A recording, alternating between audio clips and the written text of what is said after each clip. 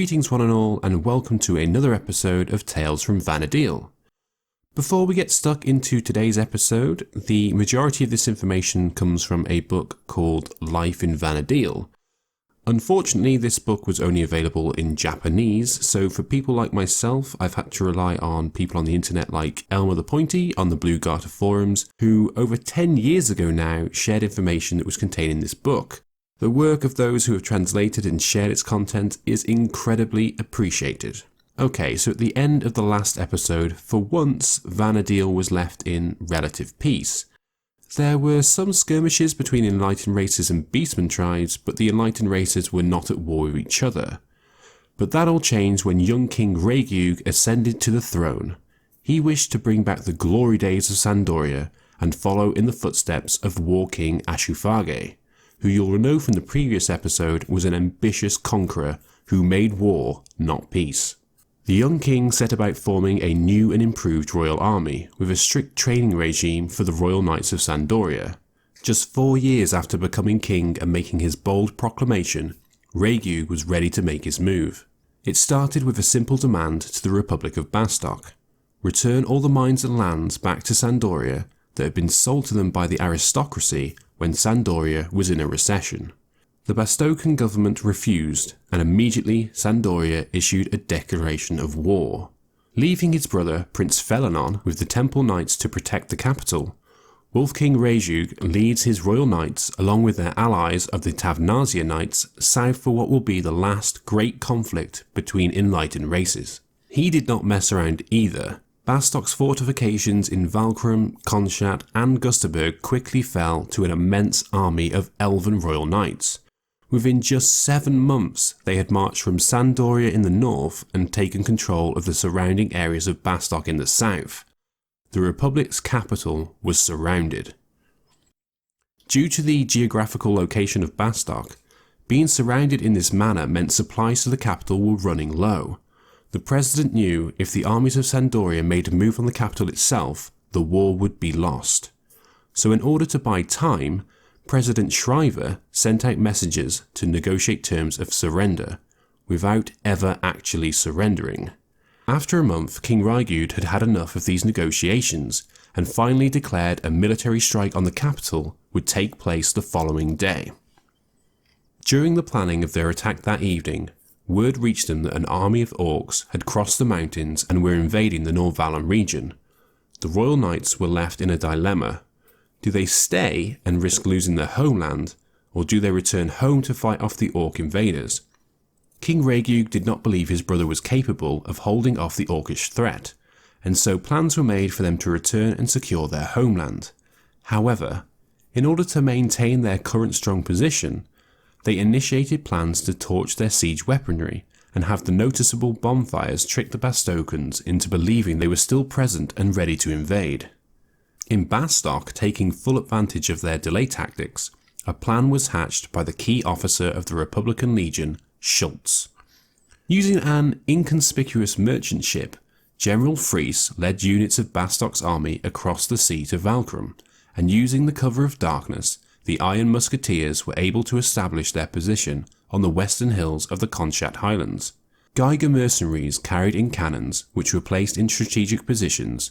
Just as Schultz had planned, the Musketeers and Geigers were ready and waiting to ambush the forces of Sandoria. King Raygyug had not gotten far before he discovered the news of the orcish invaders was actually a host orchestrated by the Republic of Bastok. Not only that, but also learnt he and his men had been followed to the Konschtat Highlands by the Republican forces. It was at this moment the Wolf King decided the time for battle was upon them.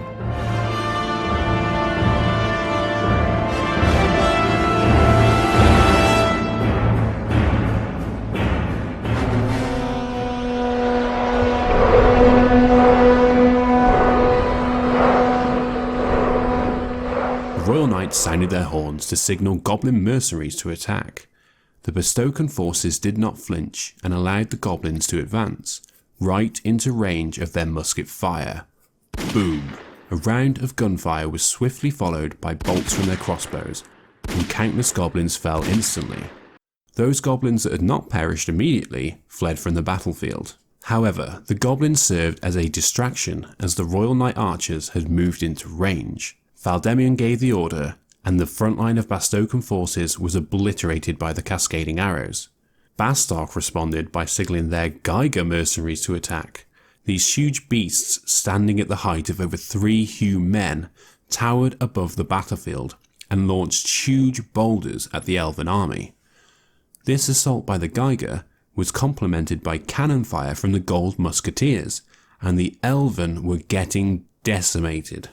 From his balloon above, Schultz issued orders to send in the heavy infantry. These warriors wore heavy armour and, fortified by the Bard's advancing march, they moved forward into battle. Valdemian ordered the royal archers to retreat and sent in the royal spearmen in their place. These elven warriors, equipped with polearms, charged into battle, and the forces of Sandoria and Bastark violently collided.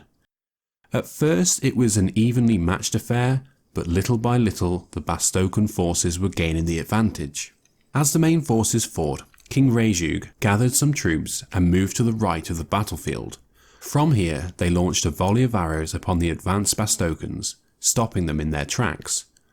The king then went before his royal cavalry, unsheathed his sword, and lifted it over his head, proclaiming, "I give my life for Altana." The soldiers responded in unison, "We give our lives for Altana." The king personally led the royal guard in their assault as they charged at the left wing of the Bastocan army. Progress was being made as the left wing of the Bastocan infantry crumbled. King Rejug was then joined by Count Kafia, who led the reserve cavalry into battle. The reserve cavalry attempted to push forward towards the gold musketeers on the hill, while Rejug led his men behind their encampment. The biggest problem for the Sandorian forces at this moment was the cannons. They knew if they couldn't destroy them, they would continue to be picked off from afar. From his balloon above the battle, Schultz issued the order to unleash the Galkan mercenaries. Armed with melee and magic, they were the strongest fighting force in the Republican Legion. Schultz was also in communication with Chief Greiner, who was rushing the Republican Legion's 3rd Division south through Valkyrum. Upon the hills a fierce battle continued to rage. Just as Count Kafio directed, the cavalry struggled to destroy the cannons. However, they were facing the elite forces of the Iron and Gold Musketeers, not to mention the Geiger mercenaries as well, and gradually fatigue began to overcome them. So there are 3 points of battle going on at this time. Valdemian and his spearmen are slowly retreating from the Bastocan front line. King Rejug is assaulting the right wing of the heavy infantry, but is soon being thwarted by Galkan mercenaries, and Count Kafio and the battle on the hill with the Iron Musketeers is slowly drawing to a conclusion. Count Kafio agrees to a temporary ceasefire in order for both sides to recover their dead and wounded. Fries, captain of the Gold Musketeers, takes advantage of this and, albeit being a bit of a dickish move, shoots Count Kafio in the back of the head, killing him instantly. The Gold Musketeers follow suit and launch a huge offensive against the late Count's men. Count Kafio's eldest son, having no means of defeating the enemy, had to abandon his father's corpse and fled down the hills with the reserve cavalry. They mounted chocobos and fled to the Pasha marshlands. King Rejug and what remained of his men had shaken off the Galkan mercenaries and were in full flee mode. Valdemian and his spearmen, which is the bulk of the remaining Sandorian army, were then trapped. The 3rd Legion, who had been marching from Valkyrum, arrived and cut off their escape. Schultz saw this from his balloon above and blew his whistle. This was the endgame he had planned from the beginning. Sure, there were some mishaps along the way, but the final results were there. The enemy had fallen victim to the battle plan known as Schultz's Cauldron. The Elven were now completely surrounded and contained by the Republican Legion. Witnessing the dilemma before him, Rejug was resolute as he addressed his men. "We knights have the strength to persevere. If we choose to flee, we may flee, thus staining the reputation of the royal knights. So we shall strike.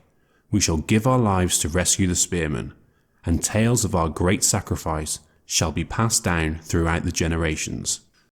Regu and his men managed to pierce through the ironclad infantry and forge a path of escape through the north.